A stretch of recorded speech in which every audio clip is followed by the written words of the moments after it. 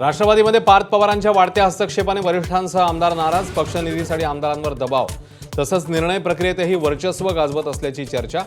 ABP माझाचा exclusive report. तर तटकरे आणि भुजबळांनी चर्चा फेटाळली।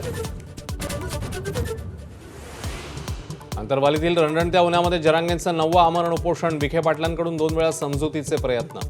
पुन्हा राज्य सरकारचं शिष्टमंडळ संभाजीनगरमधून जरांगेंच्या भेटीला। विधान परिषदेच्या जागा वाटपाच्या घोषणेआधीच महायुतीत संघर्ष। अहिल्यानगर, कोकण, नाशिक, सोलापूर आणि साताऱ्यात मित्र आमने सामने येण्याची शक्यता। अनेक जागांवर उमेदवारी अर्जही दाखल। शरद पवारांच्या राष्ट्रवादीचे माजी मंत्री प्राजक्त तनपुरे अखेर भाजपमध्ये।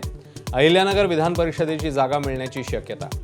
भाच्याच्या भाजप प्रवेशाबाबत मामा जयंत पाटलांचे कानावर हात।